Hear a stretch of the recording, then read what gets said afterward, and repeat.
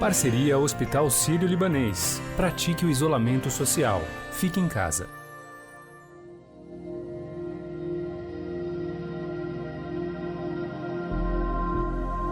O novo coronavírus chegou à América do Sul no final de fevereiro e, desde então, os países têm adotado estratégias distintas para combater a transmissão da Covid-19.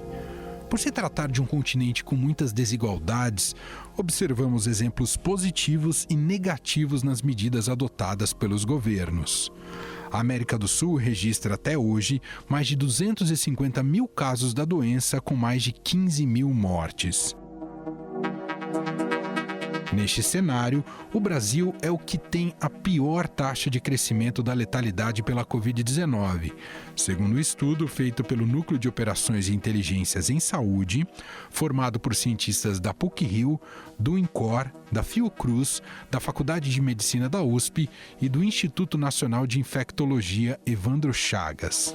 Enquanto o crescimento da mortalidade em países da região é de cerca de 1,6%, no Brasil essa média é de 6,7%.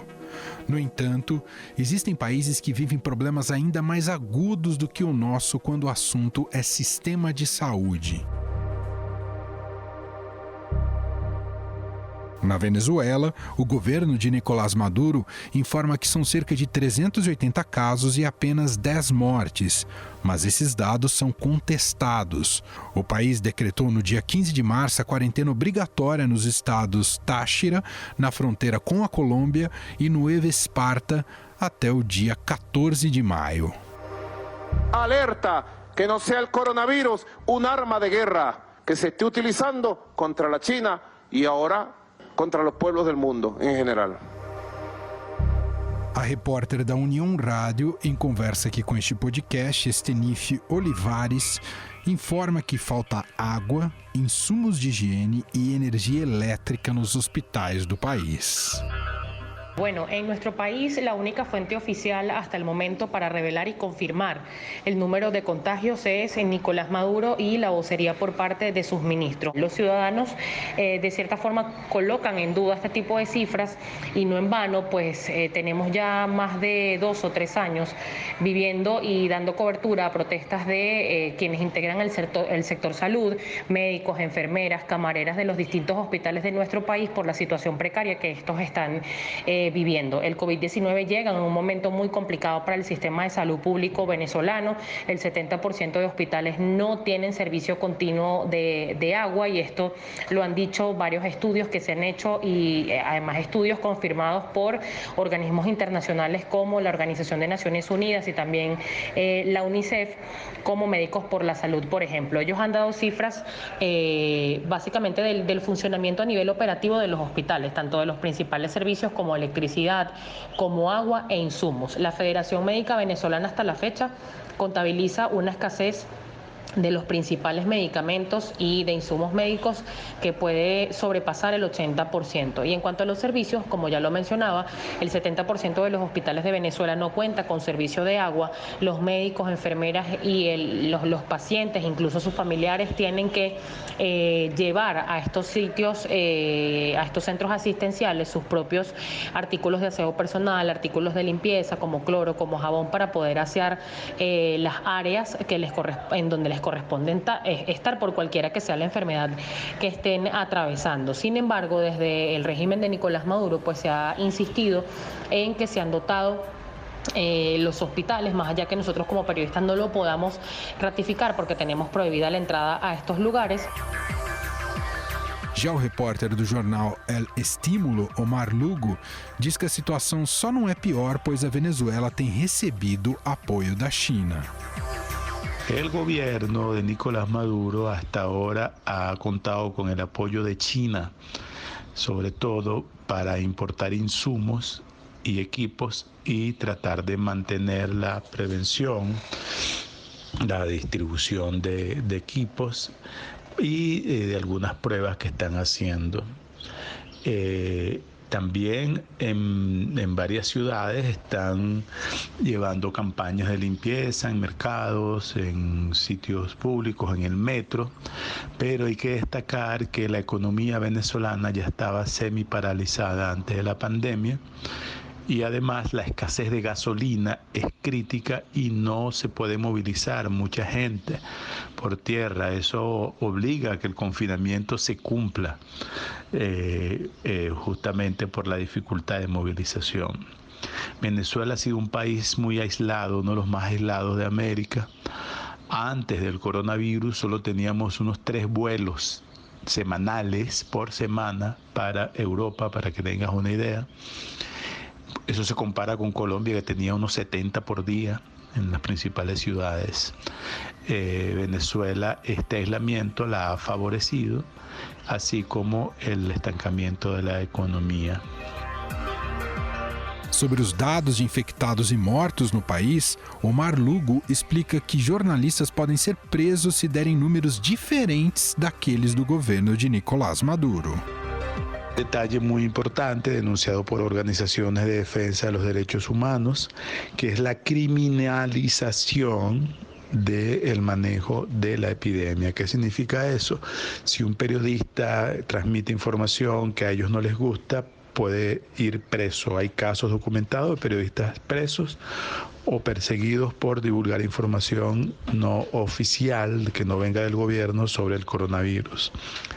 Además, buena parte de los casos están siendo tratados con mucho rigor. El gobierno, a través de las fuerzas militares y policiales, traslada obligatoriamente a los pacientes a los centros públicos. Ha pretendido llevarse a algunos pacientes, los primeros que estaban en clínicas, llevárselos por la fuerza. Ellos se negaron y han sido atendidos en clínicas privadas. Eso ha ocurrido, sin embargo, la población tiene mucho miedo de contaminarse y por eso se ha mantenido pues los controles y las pruebas a las que somete el gobierno a las personas.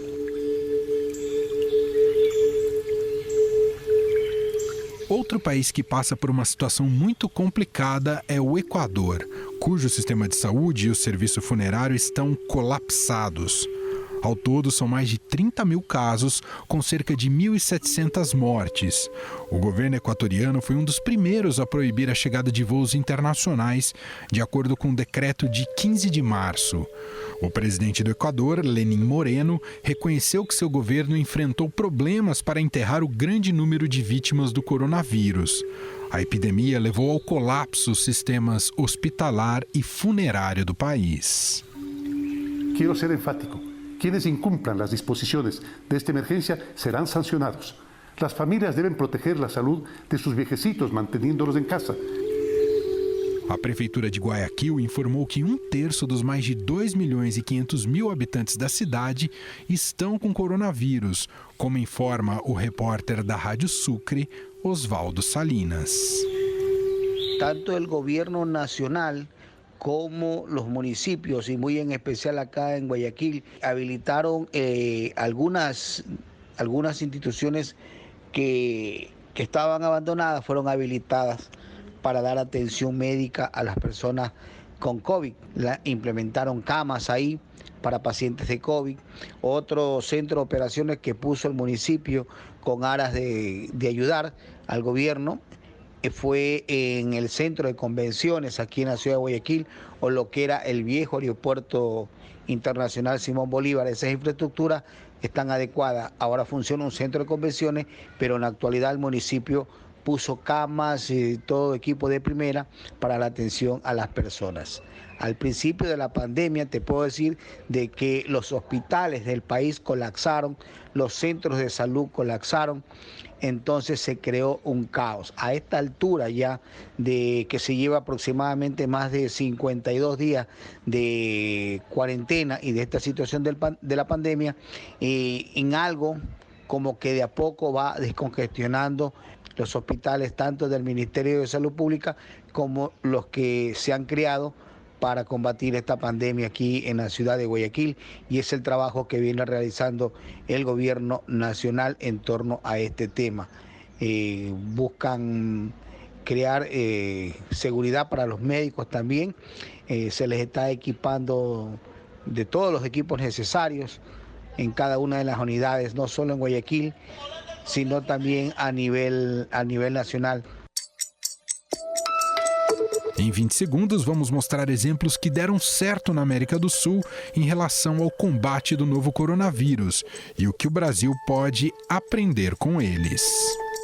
Em tempos de Covid-19, vamos ser responsáveis, praticando isolamento social e não disseminando notícias de fontes desconhecidas. O Hospital Sírio-Libanês tem uma página especial com informações sempre atualizadas. Acesse hsl.org.br/coronavírus.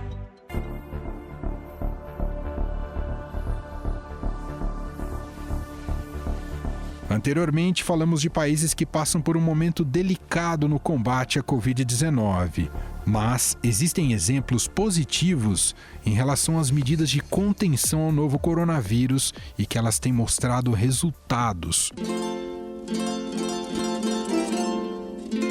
No Paraguai, as fronteiras estão fechadas e aulas presenciais canceladas até dezembro deste ano. Desde o dia 10 de março foi decretada a quarentena obrigatória e paralisação das atividades não essenciais, 3 dias após o registro do primeiro caso no país. Si no respetamos el aislamiento ahora, corremos el riesgo de que esto se propague en magnitudes que pueden ser incontrolables.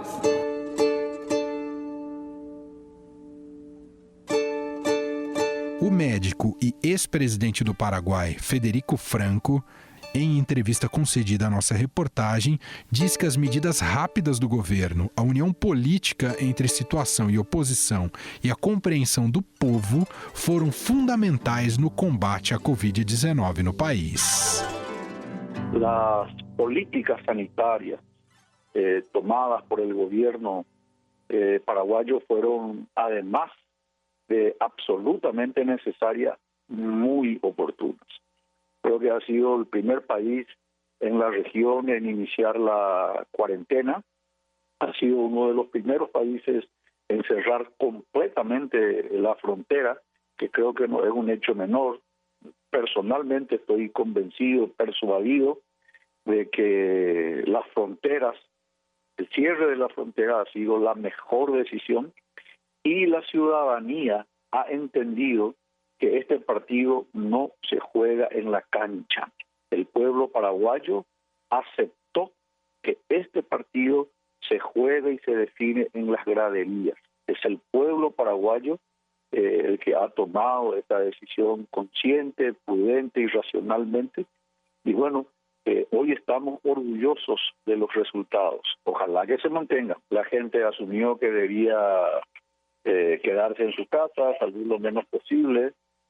Comenzaron por suspenderse todas las actividades que significaban concentración o aglomeración de gente, espectáculos deportivos, artísticos, transportes en buses de transporte, también actividades como restaurantes. Todas esas actividades fueron suspendidas. Inicialmente la restricción comenzaba a las 7, 8 de la noche y iba hasta las 5 de la mañana. Luego de 2 semanas de tener una restricción de la actividad de 7, 8 de la noche a 5 de la mañana, comenzamos ya con la cuarentena total 24 horas. 24 horas, el pueblo paraguayo no salió de su casa, se quedó, entendió el mensaje, estábamos atentos a las directivas del Ministerio de Salud. Las decisiones, repito, las políticas sanitarias han sido suficientes. Federico Franco revela também que o maior controle da fronteira com o Brasil, na Ponte da Amizade, ajudou a conter os casos de coronavírus no país. Yo faltaría la verdad si dijera que está todo bien. De hecho, en las últimas semanas, el aumento exponencial de casos positivos fue como consecuencia de los pacientes, de los compatriotas que venían y eran asistidos en zona de frontera. los lugares preparados para el aislamiento de todos los compatriotas que venían del Brasil, que prácticamente representan más del 50-60% de los casos positivos. Para nosotros es hoy un riesgo muy particular el ingreso de compatriotas desde el Brasil hacia el Paraguay por dos motivos. En primer lugar, por la gran cantidad de pacientes positivos, y en segundo lugar, porque los sitios de albergues están saturados. Ya no hay posibilidades, incluso las autoridades sanitarias estaban tratando de implementar un sistema de aislamiento domiciliario. Ojalá rectifiquen las autoridades. Me parece que sería conveniente y oportuno incluso alquilar hoteles, pero en ningún caso llevar a pacientes que podrían estar positivos a las distintas comunidades del país por el peligro que ello implica. Com um número baixo de casos, são cerca de 470, e com menos de 20 mortes, o governo começou a flexibilizar a quarentena em 4 fases, como explica Federico Franco. Se inició lo que se dio a denominar la cuarentena inteligente. La cuarentena inteligente establece que de a poco se van a ir liberando las actividades comerciales. Por favor, quiero ser absolutamente claro, preciso y contundente. La cuarentena inteligente no implica una relajación de las medidas higiénico-sanitarias. Siempre el distanciamiento social, siempre el uso de máscara, el lavado de manos, la limpieza de los calzados, el no permitir, el no confraternizar, el no tener reuniones y el salir exclusivamente de casa para que es necesario, para la actividad necesaria. También comienzan las actividades de obras civiles, algunas actividades como comercio, actividades pequeñas, los cuentapropistas comenzaron a trabajar y también servicios a domicilios de peluquería, con manicura y pedicura. El segundo periodo, que va luego de 3 semanas, a partir del 25 de mayo, comienza a ir relajando a otras actividades. Y así llegamos a la tercera etapa, que sería en otros 22 días, a partir del 25 de mayo, más o menos ya por el 14 de junio, en donde se vuelve a evaluar. Si los indicadores como la ocupación de cama día se percibe el número de pacientes que consultan a los servicios públicos o privados, o el número de pacientes internados en camas normales o en terapia intensiva se incrementa, entonces ellos serían indicadores suficientes como para rever esta situación.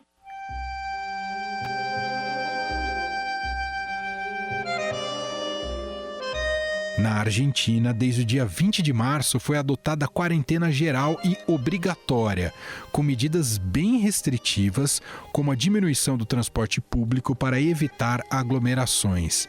Além disso, o país obriga o uso de máscara na rua sob pena de multa em caso de descumprimento. También permite disponer la suspensión preventiva de espectáculos y el cierre de espacios públicos. O país tem mais de 5.000 casos confirmados da doença e quase 300 mortes até o momento. E para falar mais sobre a situação da Argentina e as medidas tomadas por lá, eu converso agora com o médico brasileiro Cleiton Yamamoto, que trabalha junto ao Comitê de Crise na Argentina para o combate da Covid-19. Dr. Cleiton, tudo bem com o senhor? Obrigado por nos atender, viu? Oi, tudo bem. Muito obrigado a vocês pelo contato. Doutor, então, aproveitando, gostaria que o senhor nos contasse como é que está a situação atualmente na Argentina em relação ao combate à pandemia, doutor. Bem, atualmente a gente pode dizer que conseguimos um aplanamento na curva. A gente já está cursando os 66 dias desde o primeiro caso positivo e a curva mantém o mesmo patamar. A gente não chegou num pico, a gente está bem aplanado. O que a gente compara muito, principalmente em epidemiologia, são o tempo de duplicação. Que é isso? É o tempo que leva para ter o dobro de casos. Atualmente, a Argentina está com 22 dias, que é o nosso tempo de duplicação. Por exemplo, hoje a gente tem 5.300 casos. Daqui a 22 dias, recém, a gente vai ter os 10.600 casos. Então, isso é um tempo de duplicação bastante importante e para a gente serve para prever a evolução da enfermidade. Comparando com o Brasil tem um tempo de duplicação de 11 dias. Isso significa, se seguimos exatamente como está agora, e aí no Brasil está com 135 mil casos, daqui 11 dias vai ter o dobro disso. Isso significa, doutor, que os sistemas de saúde locais aí da Argentina não foram pressionados tal como estamos observando no Brasil, doutor? Exatamente. Na realidade, a Argentina segue com um patamar de 50% a 60% das camas ocupadas em terapias intensivas. A gente ainda não está em caos, a gente não está em colapso, mas graças à colaboração, em realidade, mais do povo mesmo, porque aderiram bastante. Hoje em dia, a gente fala de uma aderência de 50%, por quê? Porque já teve as diversas liberações. Mas no início, a Argentina estava com 90% de aderência. Então, essa aderência de 90% foi o que freou a evolução dos casos. Se a gente for comparar, às vezes falam muito, né, da questão de que do tamanho da população é diferente. Mas se a gente for comparar por 1 milhão de habitantes, que é um outro cálculo que a gente faz, o Brasil hoje está num total de 466 casos positivos por 1 milhão de habitantes. A Argentina tem 119 casos positivos por 1 milhão de habitantes. Então, é uma diferença bastante significativa, de quase 6 vezes. E quando você olha a quantidade de mortes por 1 milhão de habitantes também, o Brasil tem 44 mortes por 1 milhão de habitantes e a Argentina tem 6 mortes por 1 milhão de habitantes. Então, são quase 7 vezes mais que o valor de mortes daqui, que é outro parâmetro que a gente olha muito. Por quê? Quando o sistema de saúde sobrecarrega muito, sobrecarrega muito, o que acontece é justamente isso. Mais gente morre por falta de cama ou por falta de tratamento adequado. Bom, então isso significa que a Argentina deve estar pensando de maneira mais concreta a retomada das atividades econômicas. Como isso tem sido feito, doutor? O que tem sido levado em conta? Sim, a gente veio de uma evolução, né? A gente não existe uma quarentena que termina bruscamente. Isso é impossível de falar. Então, a gente veio de uma evolução de 90% de serviços que não estavam trabalhando. Depois a gente passou para 75% dos serviços que não estão trabalhando, para uns 50% que não estão trabalhando. Então, a gente vem liberando de 25 em 25 conforme os números que a gente vai alcançando. Então, o governo tem objetivos, se cumpre esse objetivo, ele permite novos rubros, por exemplo. Primeiramente, só estavam os serviços essenciais. Isso era toda a parte de medicina e alimentos. Era o único que estava funcionando. Depois disso, ele fez umas novas autorizações. Então, o que é isso? Ele deixou começar alguns tipos de negócios, de trabalhos, de indústrias que não tinham tanto contato pessoal. Por hoje, 50% das indústrias já estão funcionando, 50% dos negócios e dos trabalhos. Segunda-feira, que vai ser quando ele vai dar a nova prorrogação, vai permitir 75% das indústrias a trabalharem. Só que o que vai continuar restringido, que é o que vem restringido desde sempre. O transporte público, as empresas vão ter que pensar uma opção para não sobrecarregar o transporte público. Porque foi analisado tudo isso pela gente, que o transporte público é o lugar onde mais tem contágio, porque tem maior número de gente, maior fluxo de gente e maior relação intrapessoal. Só vai poder viajar sentado com o número máximo de gente por cada transporte, seja ônibus, metrô. Então, cada um vai variar bastante isso. Imagina que no começo da quarentena, aqui na Argentina, só 2% estava podendo utilizar, que estava usando o metrô da Argentina, dos usuários normais. Então, 98% não está utilizando. Hoje em dia, a gente está falando de um número aproximadamente de 70% que sigue sem usar. Só 30% está sendo liberado para uso do metrô.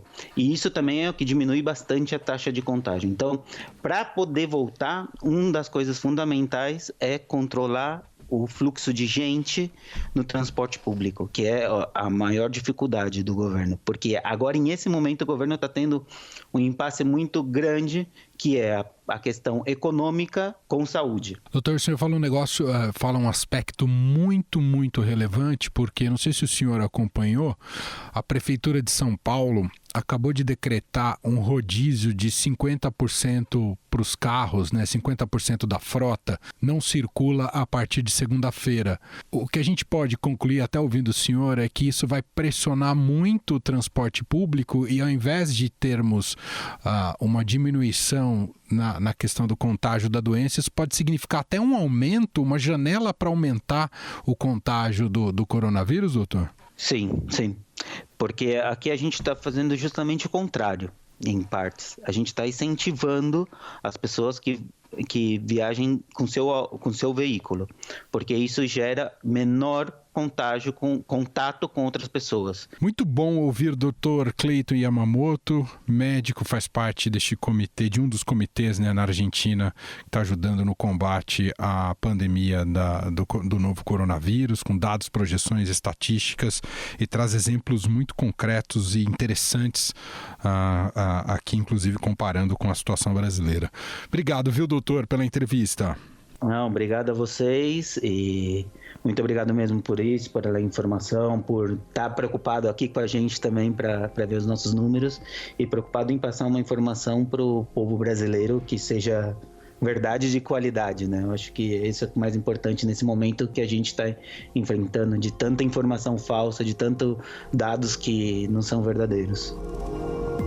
A situação em outros países da América do Sul é bem distinta. O Peru tem mais de 58 mil casos registrados, a Colômbia quase 10 mil casos, a Bolívia mais de 2 mil casos, o Chile passa dos 26 mil casos e o Uruguai com cerca de 700 casos confirmados.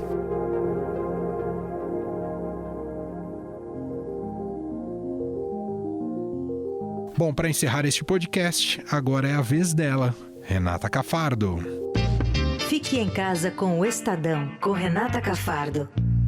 Hoje a gente vai bater um papo com o Facundo Guerra, empresário da noite, empreendedor, que dá boas dicas pra gente de como vai ficar o consumo depois da pandemia. Facundo, tudo bem? Dentro do possível, tudo bem. Onde que você está, hein, isolado? Você que gosta tanto de interagir com a cidade, de ver pessoas e mudar lugares. Como é que tá para você estar isolado nesse momento? Como eu tenho o privilégio de poder trabalhar de casa, ou fazer home office, então nesse exato momento eu estou no litoral norte de São Paulo. Estou com minha família, minha filha, Vanessa, estou com a minha mãe, todo mundo está aqui comigo. A quarentena está servindo um pouco para isso, né? Para estreitar os laços familiares. Fazia muitos anos que eu não ficava com a minha mãe. Aqui a gente se faz companhia, ela me ajuda também nas tarefas da casa. Eu não sei cozinhar muito bem, ela cozinha super bem. Então a gente compartilha e, enfim, convive como família, né?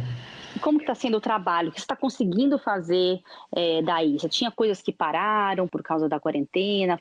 Eu trabalho com bares e restaurantes, tá? Então a minha indústria, o meu setor, ele paralisou completamente. Meu trabalho, por consequência, diminuiu muito, mas eu comecei a dar aulas de empreendedorismo online, então estou fazendo live com eles todas as semanas, lendo material, analisando negócios, dando dicas, que eu acho que é uma preocupação que todo mundo tem agora, né? O que vai acontecer com o emprego, com o seu negócio depois do Covid? Tenho lido muito artigo sobre quais são os impactos que vão acontecer pós-Covid. Eu estou completamente paranoico tentando ler tudo que passa pela minha frente, todos os relatórios dos grandes centros de pesquisa, sites. Eu estou completamente paranoico tentando investigar o que vai acontecer pós-Covid. E você chegou a alguma conclusão? Algumas. Se você quer saber mais do que disse o Facundo, vai lá às 17 horas no Na Quarentena, o nosso podcast da tarde. Ele vai falar muito mais sobre essa discussão de como vai ser a nossa vida depois da pandemia.